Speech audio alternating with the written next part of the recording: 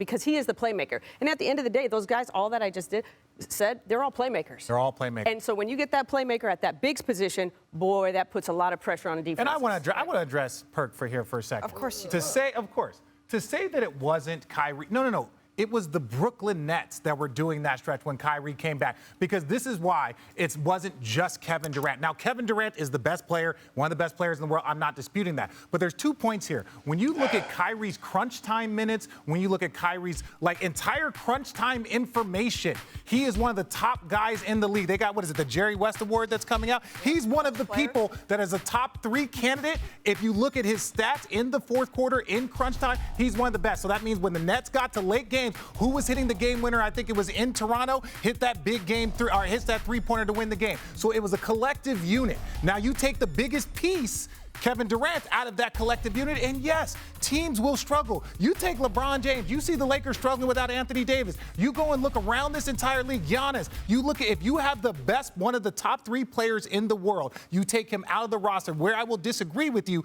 they weren't just winning because of Kevin Durant. Collectively, they were one of the best teams in the league as a unit. Kyrie was killing people in the fourth quarter. The numbers say that, the record says that, all of that says that. So it wasn't just Kevin Durant. Kevin Durant allowed him the space to go to work, but he was doing that work also. Bro, Kevin Durant was getting triple-doubles. Agreed. And why Kyrie Irving was able to rock out in the late game moments because they was using Kevin Durant as a decoy. But you still got to do it.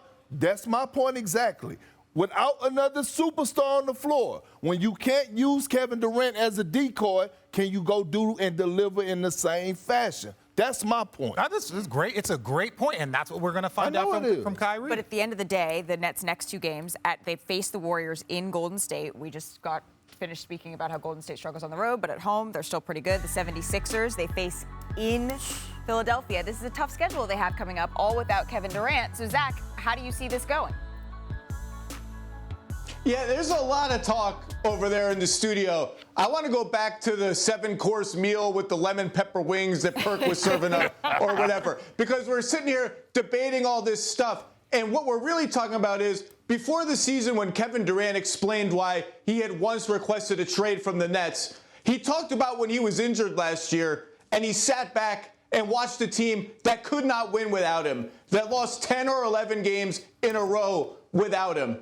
How about you just win a game? Like, we're talking about what's your record here, what's your record there. Here's the record. 0-4, 0-0. That's the record. Kyrie Irving, people think he should be in the All-Star team. Ben Simmons has made All-Star teams before. Nick Claxton has an All-Star case. You want me to start listing the players the Phoenix Suns were missing last night when they blew the doors off Brooklyn for the first 3 quarters of the game? Were you going to play that game? Start winning, I don't know, 40% of your games without Kevin Durant. If you're a serious team, you can win 35 or 40% of your games even without a Kevin Durant. With the talent that I just said, win 1 out of every 3 games. That's all. Right now, that 0 is looming large. You saw their next 3 games. If they're 0-7 without Kevin Durant, when we wake up next week, the noise is going to get louder and louder. They need to start putting some wins together just here and there. That's all we're asking for. That's all Perk wants. Damn, I love Zach on Fridays. Friday, Zach, is always a good yes. Thank you for watching ESPN on YouTube. For live streaming sports and premium content, subscribe to ESPN+.